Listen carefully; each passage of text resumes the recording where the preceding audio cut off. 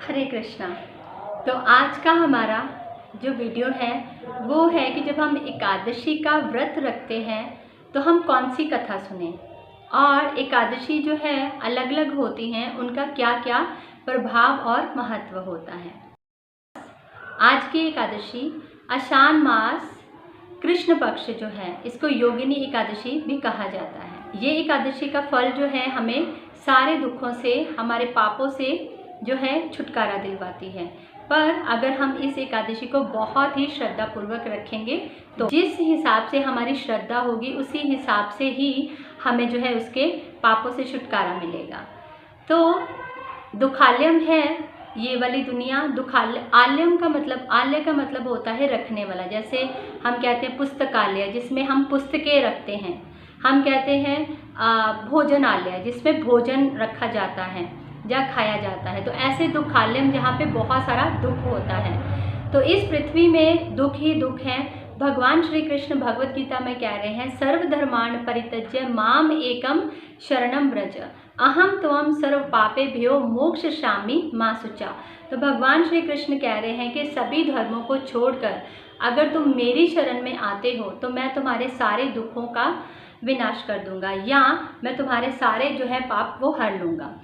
तो यहाँ पे हम समझते हैं जो है धर्म मतलब जात नहीं है। धर्म का अर्थ है कि जितने कार्य हम यहाँ पे करते हैं उन कार्यों को हम कृष्ण को समर्पित कर दें। तो कृष्ण को हम क्या समर्पित करेंगे, यहाँ पे हम समझते हैं कि जो भक्ति के अनुकूल है उस चीज़ों को हमें अपना लेना चाहिए, और जो भक्ति के प्रतिकूल हैं उन चीज़ों को हमें छोड़ देना चाहिए, उन कार्यों को हमें छोड़ देना चाहिए। तो जो भक्ति के अनुकूल है उसमें हमने नाम जप सुना है, और इसमें तपस्या आती है। बड़े लेवल की तपस्या तो आज के समय हम कर नहीं सकते, लेकिन छोटे लेवल की तपस्या जो है जिसमें एकादशी आती है वो हम रख सकते हैं। मेरी पिछली वीडियो एकादशी की है, आप उसको जाके देख सकते हैं। उसमें मैंने डिटेल में बताया है एकादशी का व्रत हम कैसे रखते हैं। तो आज का हमारा विषय है कि हमें जो है एकादशी के व्रत में कौन सी कथा जो है सुननी चाहिए। तो आज की कथा जो है योगिनी एकादशी के ऊपर है, कृपया इसे ध्यानपूर्वक सुनिए। हरे कृष्णा। मेरा नाम है द्रौपदी करुणा देवी दासी और आप देख रहे हैं मेरा यूट्यूब चैनल प्रैक्टिकल भक्ति ज्ञान। आज की कथा में जब युधिष्ठिर महाराज जो धर्मराज हैं उन्होंने भगवान श्री कृष्ण से पूछा कि क्या योगिनी एकादशी रखने का क्या फल है और मुझे इसका क्या बेनिफिट मिलेगा। तो भगवान श्री कृष्ण उनको बताते हैं, कुबेर जो हैं वो धन के अध्यक्ष हैं, वो पूरे धन का कंट्रोल जो है उनके पास रहता है। कुबेर जी जो है भगवान श्री कृष्ण के बहुत बड़े भक्त हैं, और जब वो भगवान की भक्ति, शिव जी की भक्ति करते तो उनका एक माली जिसका नाम हेम था वो हमेशा वन से उनको फूल ला के देता था। तो जो गार्डन से उनके लिए फूल रोज लेके आता था, कुबेर जी जो थे उससे पूजा करते थे।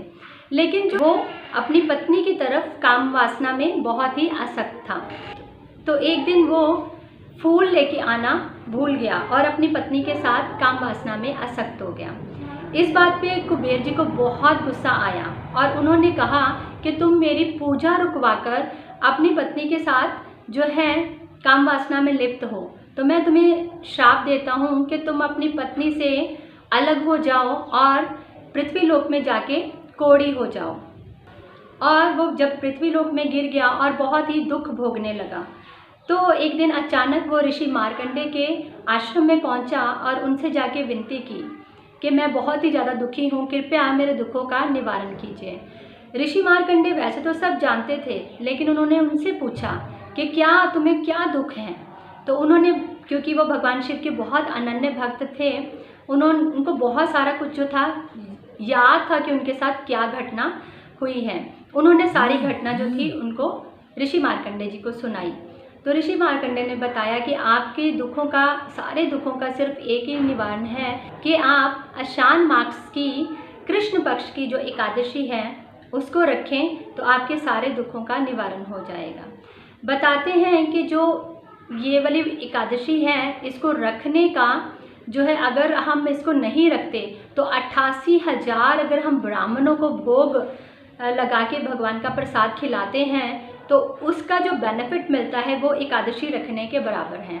तो आप सब जानते हैं, हमने पिछली बहुत सारी वीडियोस में डिस्कस किया है कि कलयुग में शुद्ध ब्राह्मण मिलना बहुत ही मुश्किल है, और उसके बाद 88,000 ब्राह्मणों को वही खिला सकता है जो कि धन में बहुत संपन्न हो, और उनको प्रसन्न भी करना होता है ब्राह्मणों को, सिर्फ खिलाना नहीं होता है।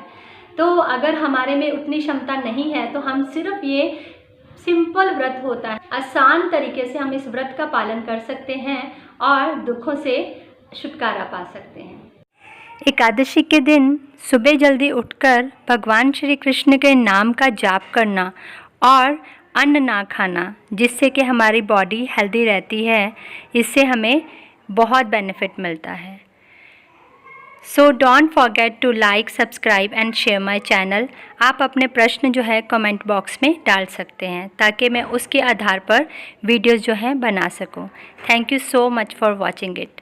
आप एकादशी के दिन इस कथा को श्रवण कीजिए और एकादशी का लाभ उठाइए। हरे कृष्णा।